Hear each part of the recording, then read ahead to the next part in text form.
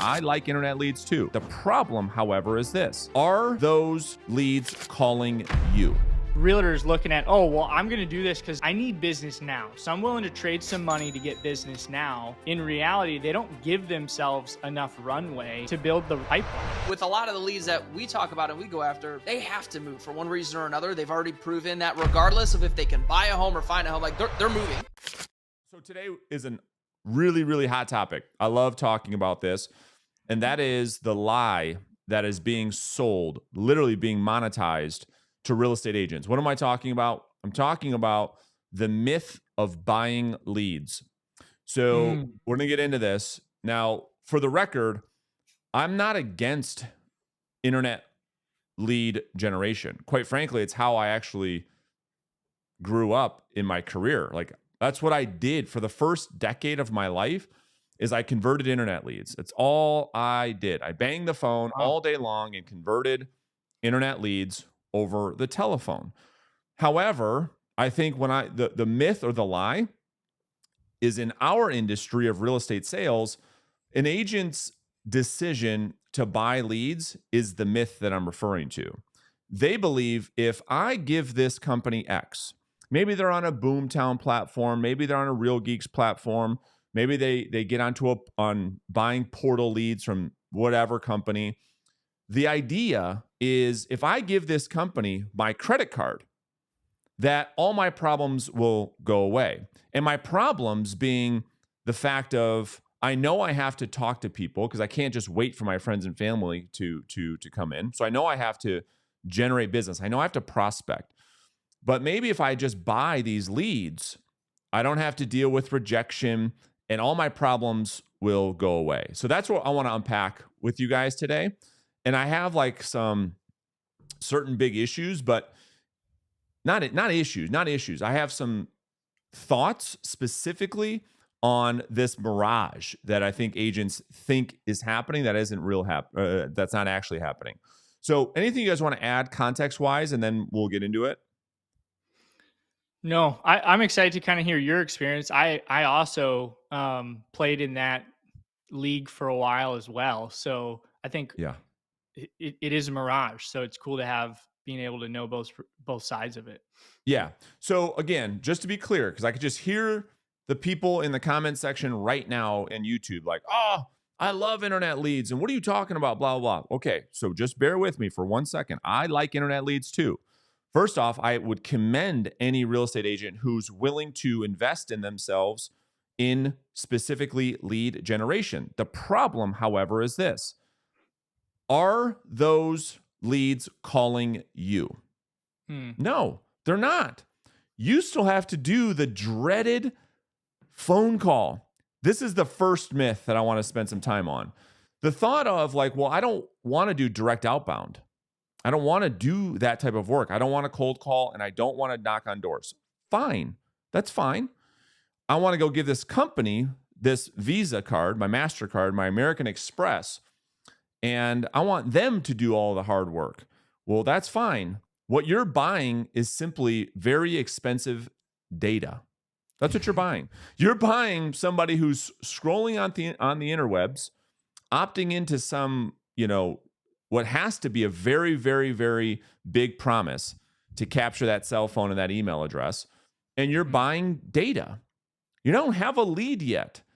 And that data, those people opting into these forms on a Google site or on a Facebook ad rather, they're not a lead. That's the big myth. You still have to pick up the phone and you still have to make contact. You still have to interrupt them. You still have to initiate the conversation because they're not calling you. So let's pause for a second. Let's have a conversation around that first part. Go ahead, Colton. All right, real quick, and then we'll get right back to the content. If you're a real estate agent, you're looking to build a listing-based business, a business where you can generate a multiple six-figure income, a business that doesn't require you to waste thousands of dollars on the new marketing gimmicks, then I'm going to invite you to click the link right underneath this video to learn about our Listing Agent Academy coaching program. This is a 6-month intense coaching system that more than 3 80,000 agents from every market all over the country have now gone through. And here's the reality. Here's the truth. I will shoot you straight. This program is not for everyone. This is for agents who value being around winners. They value being in a community of other real estate agents that actually show up, that actually put forth the work. And this is for agents that embrace high levels of accountability and visibility. To get the details, all you have to do is click the link beneath this video. You can schedule a coaching consultation and then you can decide for yourself. So with that being said, let's jump back into the content.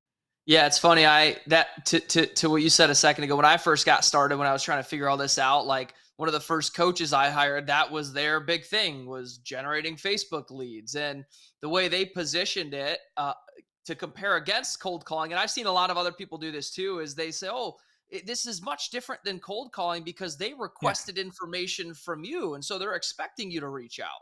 Well, no, that's not true. They forget what they were doing, or, it was a day later or whatever. And you're just calling them out of the blue as if you were a FSBO and expired any other kind of lead. So, you could argue, oh, they requested this homes list or whatever from you, but they're not expecting your call necessarily. And so it's still a pretty cold call. That's right. Yeah, he nailed it. You still have to call this person. And guess what? My argument would be, in all the years and all the thousands of internet lead conversations I've had, the amount of rejection is the same, if not more, than just going direct to homeowners. Why? Well, the other myth with internet leads is the fact that they're being sold to multiple different people. And so now you have competitors competing, this whole thing with speed to lead, which that's a whole nother thing I'm going to come back to. But the consumer gets pretty frustrated when they have all these realtors calling saying, what did I do? What did I do? I just opted into a free giveaway on Google. That wasn't me. I didn't click that. I don't want to buy a house. I don't want to sell a house. And so my argument would be that versus maybe calling a homeowner with some bullseye prospecting when they haven't received a phone call from a realtor maybe ever in their life, that conversation might be different than if somebody's calling an internet lead with this speed to lead and they got 47 agents calling at the exact same time. The other thing is, and we'll just keep riffing. Go ahead, Colton. You want to add something to that?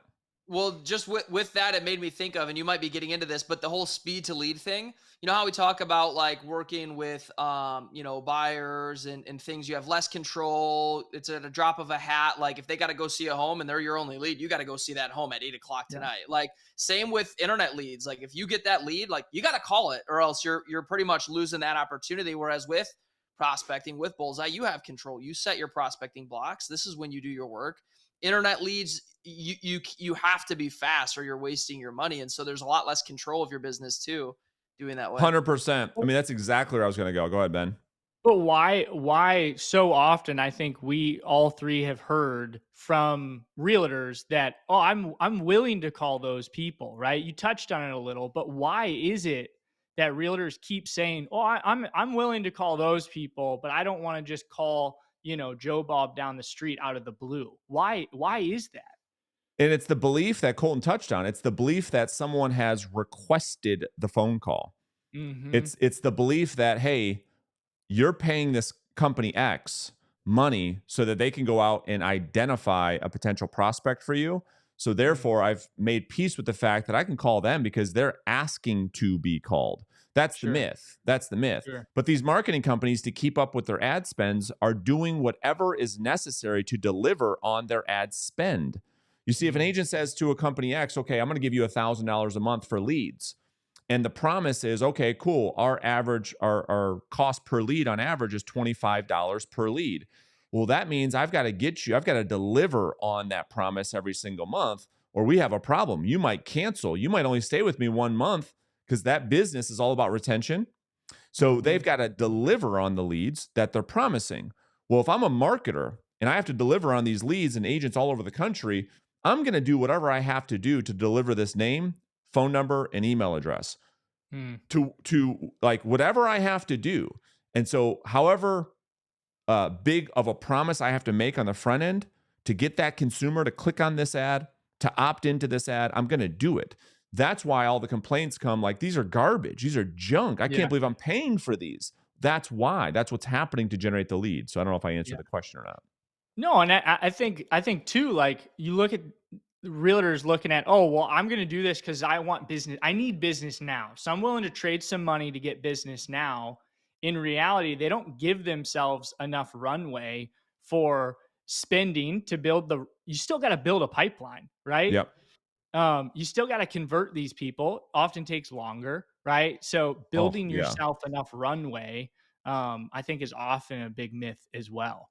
So let's talk about that. So, NAR is reporting that internet leads are converting between, 0.5% to 1.2%, which, believe it or not, I think is really accurate. Yeah. People are reporting this 3, 5, 7% conversion rate. I don't know. If they are, it's probably the elite. I mean, you're talking about they've got a team of 10 ISAs, and that's right. They follow up with them for 18 months, not just 2 weeks. That's right. Like the best of the best salespeople, teams, processes, operations, accountability.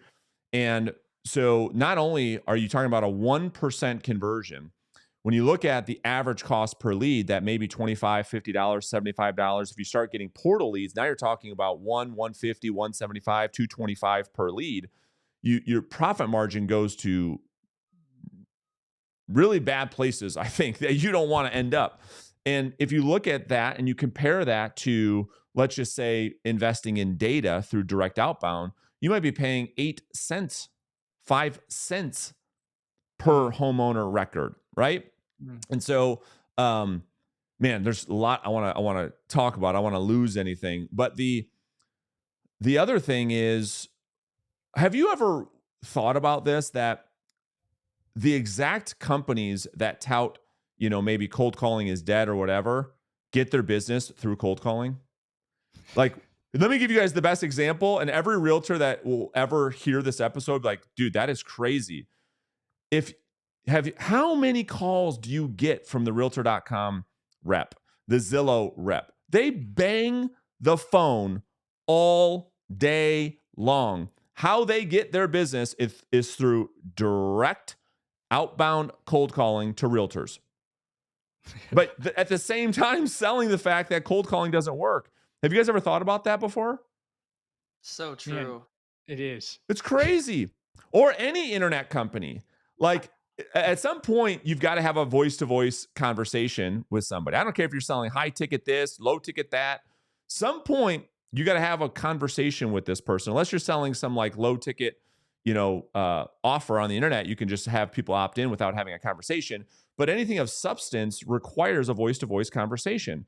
And any of these internet companies, how many times in your voicemail, hey, just wanted to see if you wanted to schedule that demo. Hey, like with a tech company, how many times do these reps hound you? Hey, we had a conversation, 6.5 years ago, just seeing if you want to still set up that demo. I love the demo voicemail from these tech companies or these internet lead providers. It's like, how can you say this thing doesn't work when that's what you're doing to generate revenue? It's crazy. It's crazy. So yeah, go ahead. Keep going. No, well, the other thing that you mentioned is the length of time to conversion. Yeah. So we're talking about a 1% conversion. I had what I would argue to be one of the most elite team leaders in the country on the podcast maybe 6 months ago. Her name's Spring Benson. Huge shout out to you, Spring. You're doing a great job with your team. And she kept it super real on the podcast. I asked her point blank, because her entire team is built off internet leads. Mm-hmm. And again, this is why I said what I said at the beginning of the show is like, I'm not against it. It's not right or wrong, good or bad. I'm talking about specifically the myth realtors have when they buy these of what they think they are and quickly find out what they are not. So I asked her, hey, what is the average length of time between you buy a lead and you're cashing a commission check? And yeah, it's like 12, 14 months on average. So when you talk about, I need a commission check now, that plays right into this myth that if I give them this money, that will speed up or that will bridge the gap between where I'm at now and the money that I don't have. Well, this is just plays right into the counter argument that the fastest way to a commission check is through direct outbound. 100%. You could call today. You could call an expired listing today, set an appointment today, and get a listing today. Oh, and by the way, how much did the data cost you? Like I said, it probably cost you 5 cents, 6 cents for that record. And we talk about this a lot, Ben, and I just want to mention this, so you go ahead. But it's so much easier to swipe your credit card than it is to develop the skills and actually, mess things up, feel like a goofball. Like, it's so much easier to swipe the card than it is to do the harder thing up front. It's a great point. It's a great point. I was just going to touch on, because of you bringing up spring. I think a big piece also is you're on this team and you just have an appointment booked for you, and you don't fully understand what all is going on behind the scenes. And then all of a sudden you're like, hey, I'm just going to go do this on my own. I'm just going to get these internet leads. And you don't realize that Spring has, 10 ISAs, and she has these systems that she's holding you accountable for follow-up. And some of these people have been nurtured for, 12, 18 months, and you just happen to get the appointment. You're like, this is easy. I just showed up. What are you talking about, Brandon? I can close internet leads like first appointment. But you're not realizing what all is going on behind the scenes. So true. And yeah, wow. What another, what again, I call the mirage of hope. It's like, you nailed it. I don't even need to add anything to it. We talk to people and they get on a team for 2 weeks, 2 months, whatever. And then they're like, I'm going to do this on my own. I don't know why I took Brandon's advice to join a team. This is easy. I don't need to do this. I'm going to go out on my own. Yeah. Well, here's the other issue. Now, so we talked about a lot, but the other problem is, so you invest this money and you believe your worldview is that will help solve a lot of the problems in your business that just are false. Because it's one thing to go into it knowing what you're getting into. Those people have great success with an internet lead campaign, if you will. I'm talking about the agent that think that they are something that they're not. But the other challenge is the who. What type of data are you buying? And agents end up quickly finding out, geez, if I knew that this was what I was going to get, I wouldn't have spent my money. What am I talking about? Majority of the time, they are buyer leads. Majority. Even Zillow came out, and let me just share this. Let me see if I can find this really, really quick. Anyway, they said that the vast majority, of these are buyer transactions. It's not the place you come for to get listing opportunities. And so it's like, well, if you, Mr. Realtor, could make a choice and say, like, if you could wave a wand, would you rather have, a lot of buyers or a lot of listings? I think the vast majority of people. Now, I know there's going to be Bob in the comments who says, I love buyers. What are you talking about? Fine. But the vast majority of us understand all of the upside to listing property. And the issue with internet leads is the vast majority, because internet lead companies have not cracked the code on seller lead generation quite yet. Right. So it's mostly buyer business. And I'll add real quick, the other thing is Colton nailed probably the biggest issue that I have with this business model is the ball and chain that comes with the model. You have no freedom or flexibility whatsoever in your business, because if you aren't the first to call these, if your speed to lead system is dookie, you're going to just burn all your money. That means you're tied to your phone, you're tied to your computer 24 hours a day, 7 days a week, because you don't know when Google's going to spit off another lead, and you have to react quickly. So it gives you no control over your time.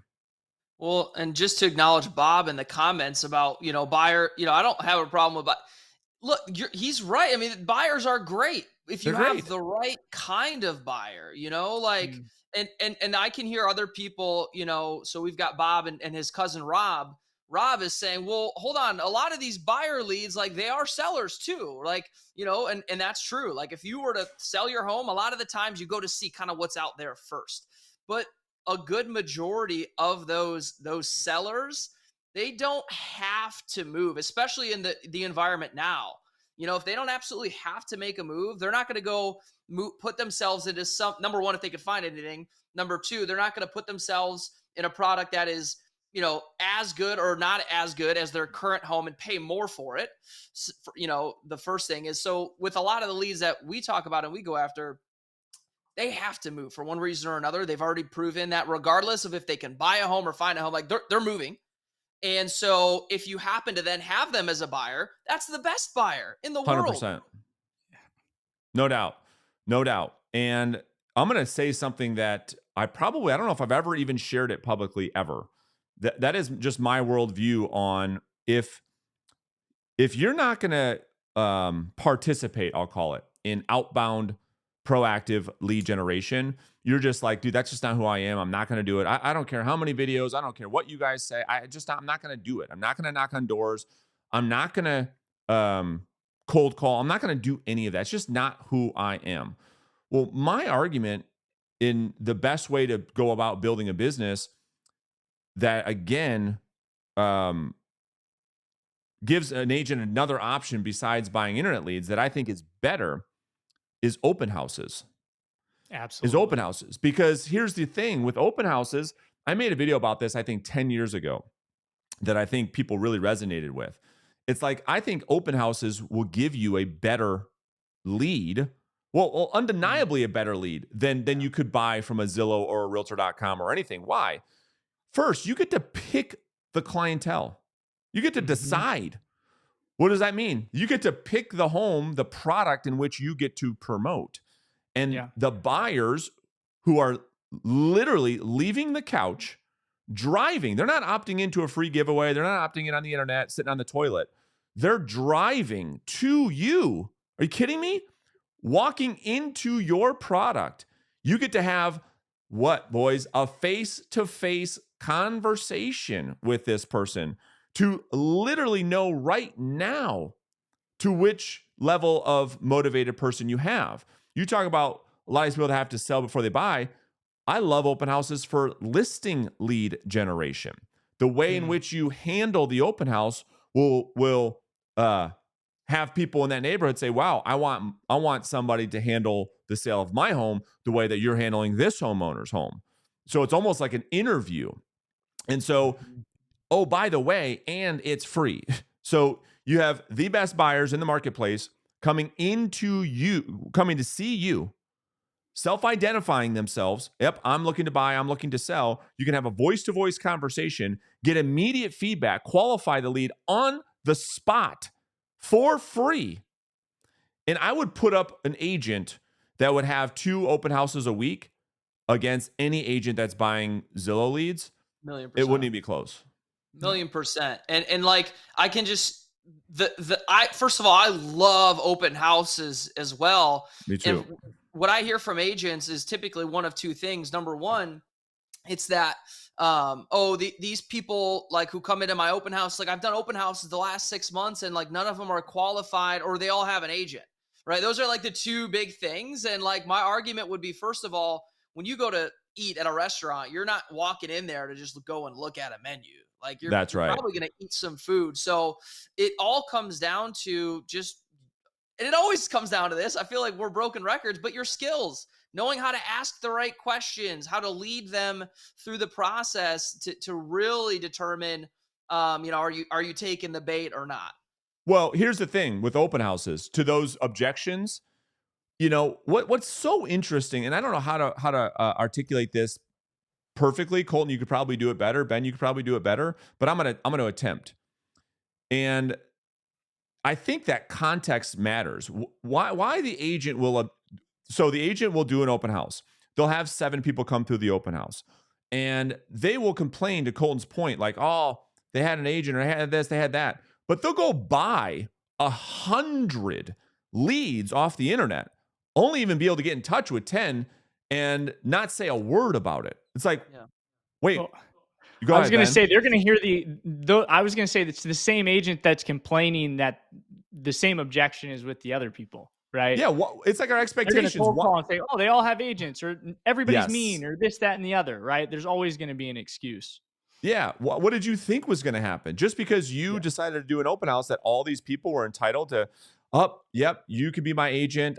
You know, no, it's the same thing you deal with any lead generation. Why would it be different with open houses? But there's pros and cons. There's upsides and downsides. You know, and if you're going to invest thousands of dollars into internet lead generation, well, you still have to spend a lot of time as well converting that. And that's my next point. You know, you only want to invest money in your business, in my opinion, to free up time. Like you're using the money that you're generating from your business to invest to get time back. So if something requires you to lose both, like I'm going to part ways with my money and I'm going to part ways with my time, that to me is a bad business model because you can just trade your time for dollars and cold call your way to millions. At least you get to have high profit. And then you can use that money to have ISAs make all the calls for you if you don't want to make the calls, right? But to have a system or a process that takes both away from you, I don't know. I think there's a better way. And going back to, you know, again, what we talked about earlier in the show, it's all about character traits. If you're going to succeed in internet lead conversion, and that's going to be one of your pillars of business, again, I commend you. That's a phenomenal way to do business when your expectations are correct, when you have the discipline, when you have systems, when you have processes, when you understand it takes a long time to convert. You're not going to just try it for 1 month, not get a conversion, say internet leads don't work. Well, no, you don't work. Well, and the magic of that too, you know, we talk about like on average it takes this long, on average the conversion rate is this. Something happens when you just fully commit and say, you know what, I'm going to commit to this for 6 months. All in. I don't care if I don't so make a true. dollar. I'm going to commit for 6 months. A week later, you convert somebody, right? Yeah. Like it's like when you make that commitment, when you're okay with it taking that long and you're still doing the actions anyway, things will happen sooner. Like we teach our agents, you know, when you first start prospecting FSBOs and expireds, like kind of be prepared. Your first, you know, 60, 90 days, you're building that pipeline, working your skills, and then some stuff will start to hit. People come in all the time, their second week and get a listing. It's because they've committed to the process for the long term. So good. Just like he does all the time. You both continue to drop nuggets, but that just reminded me of, it's the like commitment fallacy. It's when the agent has 1 foot in, 1 foot out and says, well, I'm going to try this. The second they say that, they're done. It's a wrap. I'm going to try coaching. I'm going to try Zillow leads. I'm going to try door knocking. I'm going to try open houses. Well, you're looking for that self-fulfilling prophecy. You're looking for all the reasons why it doesn't work. I knew this wasn't going to work. Versus going all in, you force yourself to make it work because of the commitment. That's why I love starting with a business plan, because you look at these conversion ratios. First off, they're over 12 months, and we want to base those conversions off of 10 leads. Right? That's right. So to have a business plan, work everything backwards, whatever lead source, it gives you that perspective, knowing, hey, I'm going to get in this, like Colton said, do it for 6 months. And often what we see, whatever lead source, it hockey sticks, right? So the conversions just blow up, but you don't start seeing that until you get down the road. So you got to do a bunch of open houses, a bunch of Zillow leads. You got to do a bunch of prospecting calls before you're going to sharpen your skills and experience that pipeline maturity. Yeah, it's the accumulation effect. It's pipeline maturity, Ben. Right to you nailed it. You know, this is the thing that I think the agents maybe have blinders on. It's because we're that need for instant feedback based on results. Jump in too. Yeah. It's they're watching somebody that's crushing it doing That's right.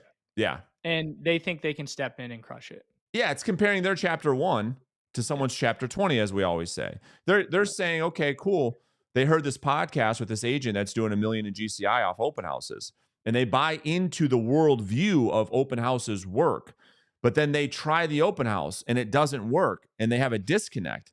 Well, yeah, because the woman on the podcast you heard has been doing open houses for 14 years. She's been doing, just like the agent in our office. We have an agent in our office that does 5 open houses a week. It's 20 per month. That to me is an unwavering commitment to the result. It isn't, I'm going to try one open house here and there and then say open houses don't work. No, I do open houses. I prospect. That's what I do to generate business, right? I create content to generate inbound business, you know, and that'd be the last piece I'd leave the audience on.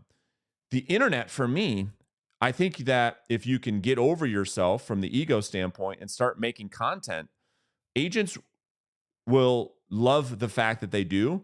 And those that don't, I think will live in major regret. If we could rewind the clocks 30 years from now and go out to every realtor and say, hey, what if the local news put your rear end, your face on TV every day for free? I mean, every single agent back then would have done it because it was just not the thing. You had to spend thousands and thousands of dollars. That's why agents did a lot of radio ads and that mass marketing. We have the opportunity to do that right now with content, and it's rare to see agents doing it because, again, character traits, don't know what to say, don't know what to wear, don't know how to act, too scared, all the same reasons that they don't do anything. And so that'd be my last thoughts. Spot on. I love it. Any questions from the live audience, Colton, that we want to? No, I feel like our Monday morning shows are pretty slow. People are just getting up and running. Got a few people hanging out, but no questions. Sweet. Awesome. Well, listen, it is Monday. All right. There's a week ahead. I guess the thing I'll leave with the audience is don't be the agent who starts off strong, to your point, on Monday. And then you have 30 contacts on Monday and then it just goes downhill from there. Like, this is a new opportunity, new week, and to stay consistent, right? And I would say don't go all out on Monday so much so that you got nothing left in the reserves for Tuesday and Wednesday, Thursday, Friday. It's a long week. I'd much rather you do 20 conversations and end up at 100 than do 35 today and be so exhausted or burnt out mentally that it's like that all or nothing. It's like, you throw in the towel and you end up the week with 35 contacts. You've been better off doing 20 a day, being consistent. That's what I'd leave the audience today.